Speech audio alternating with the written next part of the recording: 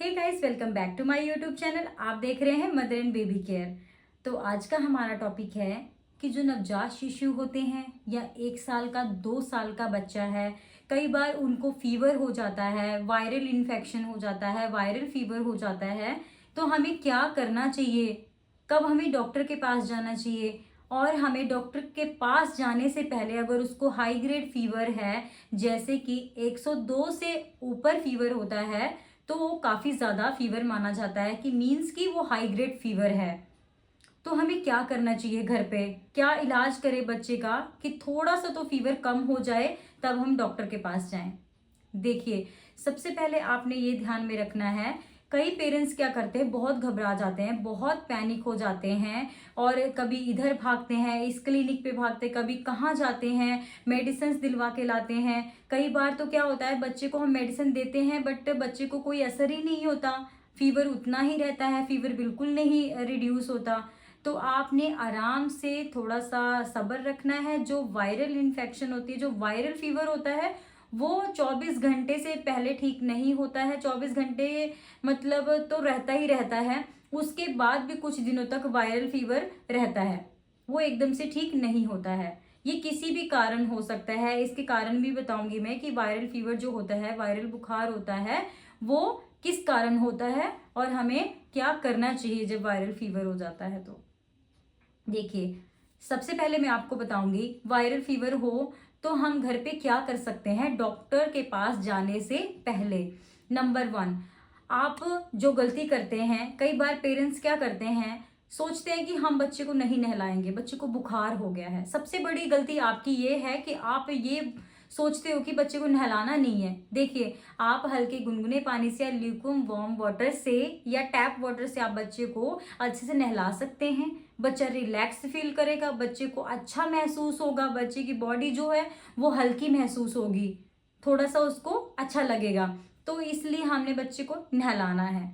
Number 2, जब आप बच्चे स्पंजिंग करते हो, जैसे कि जब हम टॉवल गीला करके बच्चे को लगाते हैं, माथे पे पट्टी लगाते हैं, पेट पे बच्चे को थोड़ा पोंछते हैं, एक्जिला वाले कांख वाले एरिया पे पोंछते हैं, तो बच्चे का फीवर थोड़ा कम हो जाता है।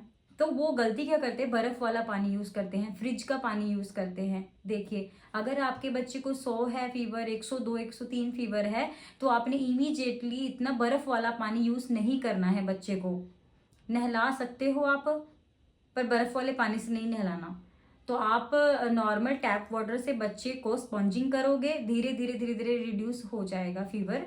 और बच्चे को साथ में पैरासीटामोल की सिरप या टैबलेट आप उसको दे सकते हो। वैसे तो हम छोटे बच्चों को सिरप ही देते हैं, पैरासीटामोल। जैसे आपका बच्चे को फीवर है, काफ़ी ज़्यादा फीवर है, बच्चा आपको लग रहा है कि बच्चा अनकॉन्शियस सा हो गया, बच्चा कुछ खा पी नहीं रहा, तब आपने थोड़ा सा क्या करना है, स्पॉन्जिंग करना है फटाफट और डॉक्टर के पास लेके जाना है। फिर जैसे वो बोलते हैं आपने वैसे करना है। खुद से कोई भी मेडिसिन नहीं देनी है, अपने हिसाब से कि बच्चे को ये दर्द हो रहा है तो मैं उसकी मेडिसिन दे दूँ, वो दर्द हो रहा है मैं उसकी मेडिसिन दे दूँ। जब बच्चे को हाई ग्रेड फीवर होता है तो हमें हर बार मेजर करते रहना है, हमें मॉनिटरिंग करते रहना है टेम्परेचर को, कि बच्चे का फीवर ज़्यादा हाई तो नहीं हो रहा। देखिए, एक व्यक्ति की बॉडी ज़्यादा से ज़्यादा 108 तक ही टॉलरेट कर सकता है, जो टेम्परेचर होता है 108 डिग्री तक, इससे ज्यादा नहीं कर सकता, पेशेंट मर सकता है। तो आपने निग्लिजेंसी बिल्कुल नहीं करना है, घर पे ही ये सब चीजें करनी है जो मैंने आपको बताई हैं, फिर आप डॉक्टर के पास जा सकते हैं। तो बुखार होता क्या है, ये क्यों होता है? देखिए, जब हमारे शरीर में रोग प्रतिरोधक क्षमता कम हो जाती है और अच्छे से बच्चा खा पी नहीं पाता, अगर कुछ खाता है तो जंक फूड खा रहा है, और बच्चे को जो खाना मिल रहा है या वो जो खाना खा रहा है उसमें वो इन्फेक्टेड खाना, मीन्स कि उसमें बैक्टीरिया है, बासी खाना है, इससे भी बच्चे को बहुत सी समस्या फीवर की देखी गई है। बच्चे को पेट की समस्याएं हो जाती हैं, पेट में उसको अपसेट रहता है और अच्छे से पॉटी नहीं आती बच्चे को, या फिर अन्य कारण हो सकते हैं बुखार आने के। तो बुखार एक बीमारी नहीं है, ये एक सिम्टम है, एक संकेत है कि कोई ना कोई बच्चे को प्रॉब्लम हो सकती है। धीरे धीरे सबसे पहले हमारी बॉडी में बुखार ही होता है, टेम्परेचर बढ़ जाता है बहुत ज़्यादा, क्योंकि हमारे बॉडी को नीड है, बीमारियों से लड़ने की जो क्षमता है वो कम हो गई है। इस वजह से बच्चे को बुखार हो जाता है। बुखार आने के लक्षण क्या हैं? बच्चे को सर्दी, खांसी, जुकाम होना, बच्चे को बार बार सिर दर्द होना, वॉमिटिंग सा आना या पेट की समस्या बच्चे को होना, बच्चे के शरीर में दर्द होना। कई बार क्या होता है, बच्चे की लेग्स पेन करती हैं, उसका शरीर इतना दर्द करता है कि बच्चा कुछ नहीं खाता, ना पीता है, ना ही कुछ करता है। बस बच्चा जो होता है वो सोने को ही करता है, सोने का मन करता है, वो लेटा रहता है, कमजोर हो जाता है बच्चा बहुत ज्यादा। ये सब लक्षण है बच्चे को कि बच्चे को फीवर हो रहा है और हमने डॉक्टर के पास जाना है। तो आपने किन बातों का ध्यान रखना है? बच्चे की हाइजीन मेंटेन रखनी है। अगर आपको लगता है कि मेरे बच्चे को फीवर हो रहा है, हाइजीन मेंटेन रखनी है, उसको सिप सिप पानी पिलाते रहना है, लिक्विड चीजें उसको खिलाते रहना है, कुछ ना कुछ आप उसको खिलाने की कोशिश करें, खाली पेट ना रखें बच्चे को, ताकि उसको डिहाइड्रेशन ना हो जाए। डिहाइड्रेशन से भी बहुत ज्यादा समस्याएं बढ़ सकती हैं। डिहाइड्रेशन होगा, बच्चे को कॉन्स्टिपेशन होगा, बच्चे को पेट की समस्या बढ़ जाएगी, गैस बनेगी, बच्चे को पॉटी नहीं अच्छे से आएगी, तो बच्चा और परेशान रहेगा और उसको खाने का भी कुछ मन नहीं करेगा।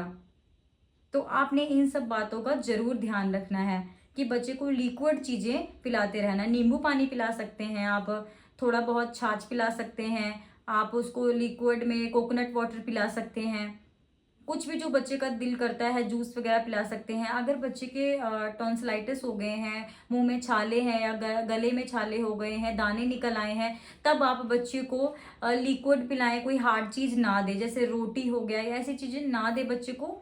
अनकंफर्टेबल हो सकता है, बच्चे को परेशानी हो सकती है, और इन सब चीजों की वजह से भी बच्चे को बुखार हो सकता है। जैसे गले में छाले बताए मैंने आपको, इन सब चीजों से भी बच्चे को फीवर हो जाता है। देखिए एक बात और, जो वायरल फीवर होता है, जो ये वायरल बुखार होता है, ये एक व्यक्ति से दूसरे व्यक्ति तक बहुत इजीली पहुंच जाता है, बहुत आसानी से पहुंचता है। ये इसके बैक्टीरिया इतने ज्यादा खतरनाक होते हैं कि अगर एक बंदे को, मतलब घर में एक व्यक्ति को होता है, तो दूसरे व्यक्ति को होने में टाइम नहीं लगता। तो इसलिए हमें थोड़ा हिम्मत रखना होता है और अच्छे से बच्चे की केयर करनी है घर पे। आप इस फीवर को अपने आप घर पे भी ठीक कर सकते हो, आपको जरूरत ही नहीं पड़ेगी डॉक्टर की। बट अगर आपका बच्चा, आपको डॉक्टर के पास कब जाना है? अगर आपका बच्चा बिल्कुल कुछ नहीं खा रहा है, अनकॉन्शियस हो गया है, सांस लेने में उसको दिक्कत हो रही है, घबराहट महसूस कर रहा है और बिल्कुल ही लेथार्जिक, मतलब सुस्त सा पड़ गया है, तब आपने तुरंत बच्चे को डॉक्टर के पास लेके जाना है। अगर आपका बच्चा एक्टिव है और थोड़ा बहुत वो liquid diet, semi solid diet वो ले रहा है, कॉन्शियस है, थोड़ा खेल कूद कर रहा है, बात कर रहा है आपसे, तो आप इसको घर पे ही ठीक कर सकते हैं। आपको डॉक्टर के पास जाने की ज़रूरत नहीं है। स्पॉन्जिंग वगैरह अच्छे से करें, बच्चे को नहलाएं। फीवर में कई बोलते हैं कि बच्चे को नहलाना नहीं चाहिए, नहलाना जरूरी है बच्चे को। सर्दियों में हम नहीं नहलाते बार बार बच्चे को, बट उस टाइम हम स्पॉन्जिंग कर सकते हैं। स्पॉन्जिंग से बच्चे का फीवर उतर जाता है। अगर बच्चे का फीवर 102 से ऊपर, 103, 104 हो रहा है, स्पॉन्जिंग से भी नहीं उतर रहा है, तो आप डॉक्टर के पास जाएं। डॉक्टर आपको कुछ लैब टेस्ट वगैरह लिखेंगे। लैब टेस्ट में जो रिपोर्ट आएगी, जो भी प्रॉब्लम होगी बच्चे को, उसके अकॉर्डिंग मेडिकेशन बच्चे की शुरू करेंगे। तो डॉक्टर के पास भी जाना बहुत ज़रूरी है अगर आपके बच्चे का 24 घंटे 48 घंटे तक फीवर नहीं ठीक होता है। आशा करती हूँ आपको ये वीडियो समझ में आया हो। अगर कुछ नहीं समझ में आया तो आप मुझे कमेंट सेक्शन में कमेंट करके पूछ सकते हैं। चैनल पे पहली बार आए हैं तो चैनल को जरूर सब्सक्राइब करें, शेयर करें वीडियो को ताकि और लोगों तक पहुंचे, और बेल आइकन को जरूर प्रेस करें ताकि मेरी हर वीडियोस के नोटिफिकेशन आप तक पहुंचते रहें। Thank you once again.